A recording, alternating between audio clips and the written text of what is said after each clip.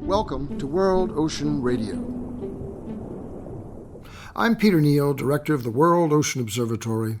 Hurricane, extreme weather, typhoons reported in the east, hurricanes in the west, given names as if they are old friends not seen for too long a time, but returning into our lives with a vengeance. One such recently was Ian. Born in the Caribbean, Ian showed a predictable direction, followed by the meteorological apparat, anxious announcers proclaiming force and direction. These storms, in increasing frequency and strength, are the exclamation points of climate change, along with drought and wildfire, every day more prevalent in our forecasts, increasing evidence of the reality of global climate change every day, every time, undeniable.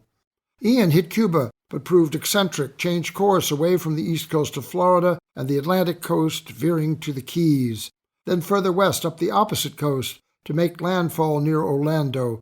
There was ample warning. Evacuation plans were in place and called for. After the fact, some claim these orders were not soon enough, not enforced enough.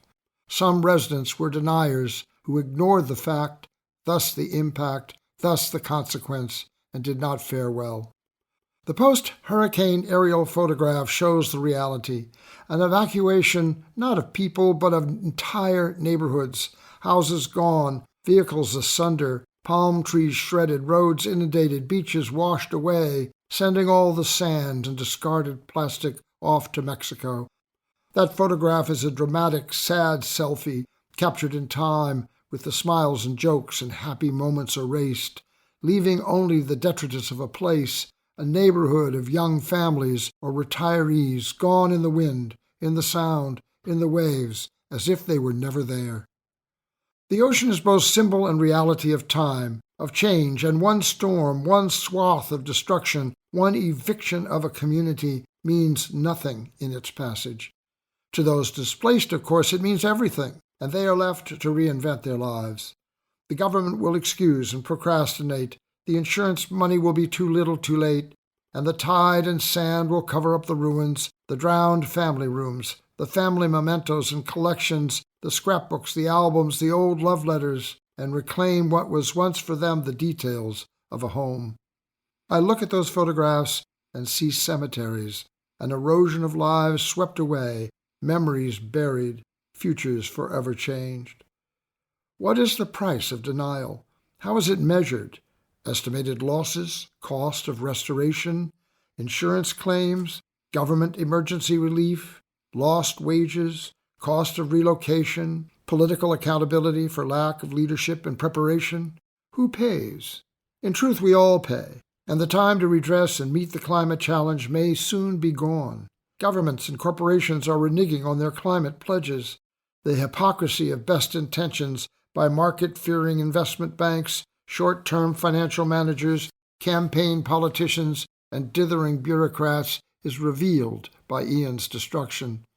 Disneyland was closed. The causeway to Sanibel Island was destroyed. The death toll mounts. Some are still unaccounted for. Will everything reopen? Business as usual?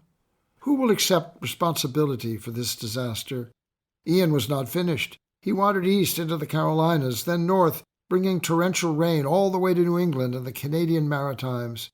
He was not to be denied. The 2022 hurricane season is not over. 2 new cells incubate. The next one will be named Julia. The UN Secretary-General Antonio Guterres issued a statement this week. Global and national climate commitments are falling painfully short, he said. We are headed for global catastrophe. Who cares? What will it take? We will discuss these issues and more in future editions of World Ocean Radio. World Ocean Radio is heard globally through syndication, podcast, and social media.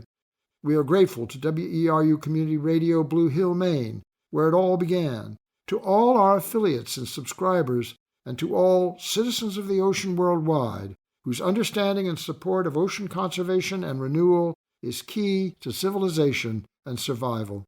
Thanks, everyone, for listening.